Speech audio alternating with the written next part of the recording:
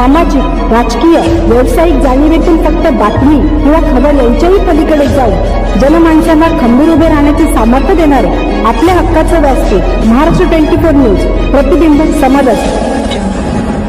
जम्मू काश्मीरमधील पहलगाव येथे दिनांक 22 एप्रिल 2025 रोजी पाकिस्तानच्या आतंकवाद्यांनी हल्ला करून 28 भारतीय नागरिकांची अमानुष हत्या केली। या घटनेच्या निषेधार्थ दिनांक 23 एप्रिल 2025 रोजी भाजपा नेते विजयराज शिंदे यांनी जिल्हाधिकारी बुलढाणा यांना निवेदन सादर करून या भ्याड हल्ल्याचा जाहीर निषेध नोंदवला। सोबतच वाढदिवसाच्या निमित्त आयोजित केलेले हास्य कवी संमेलन सुद्धा रद्द केले। निवेदन सादर करतेवेळी भाजपा प्रदेश सदस्य श्री दीपक जिवारे, भाजपा कामगार मोर्चा प्रदेश सचिव श्री विश्राम पवार, भाजपा जिल्हा सचिव चंद्रकांत बर्दे, कामगार मोर्चा जिल्हा अध्यक्ष श्री दत्ता शिंदे, भाजपा जिल्हा सचिव अशोक किहोलकर, भाजपा जिल्हा उपाध्यक्ष पुरुषोत्तम लोखटिया, श्री योगेश राजपूत, भाजयुमो तालुका अध्यक्ष सतीश भाकरे पाटील, माजी शहराध्यक्ष अनंता शिंदे, कामगार मोर्चा प्रदेश सदस्य अण्णासाहेब पवार, भाजपा तालुका सरचिटणीस सचिन शेळके, ॲडव्होकेट दशरथ सिंग राजपूत, गणेश वैराळकर, पत्रकार नितीन शिरसाट, मोहन निमरोट, संतोष पालकर इत्यादी मान्यवरांची उपस्थिती होती। महाराष्ट्र 24 न्यूज साठी प्रतिनिधी इरफान सय्यद।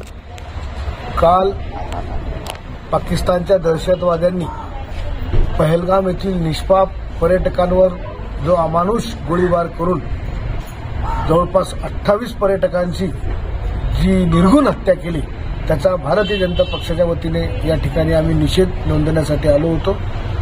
पाकिस्तानच्या दहशतवाद्यांचा भारत सरकारने कडेकोट बंदोबस्त करावा व डबल पुन्हा अशी घटना या देशामध्ये घडू नये, अशा प्रकारची दहशत पाकिस्तानच्या दहशतवाद्यांना बसवावी अशी आग्रही मागणी नव्हे तर आक्रोश हा देशवासियांच्या मनामध्ये आज या निर्घुण हत्याकांडानंतर निर्माण झाला आहे। त्याचा निषेध करण्यासाठी आम्ही या ठिकाणी आज आलेलो आहोत। पुन्हा सर्जिकल स्ट्राईकचा वेळ आली आहे का आता?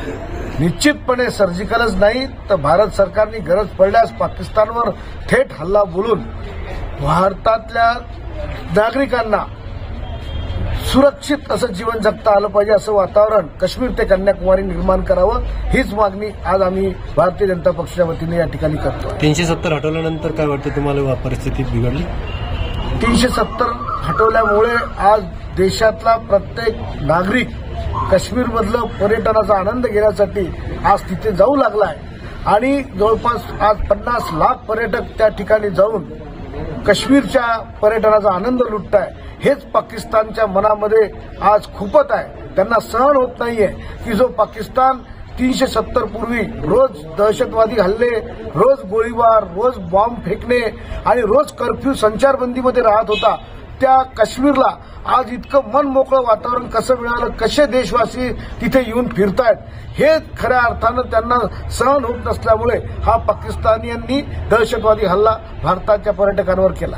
संजय राऊत मध्ये शहांचा राजीनामा मागता येते। संजय राऊत कोणाचा राजीनामा मागितल्याने, कोणी राजीनामा दिल्याने देशातली परिस्थिती या ठिकाणी सुधरत नसते। या ठिकाणी महत्वाचं आहे की दहशतवाद्यांचा बिमोड करणे आणि दहशतवाद्यांना जशाच तसं उत्तर देणे ही मागणी खऱ्या अर्थानं महत्वाची आहे आणि ती कारवाई अमित शहा निश्चित करतील आणि ती त्यांनी केली पाहिजे ही आमची मागणी आहे।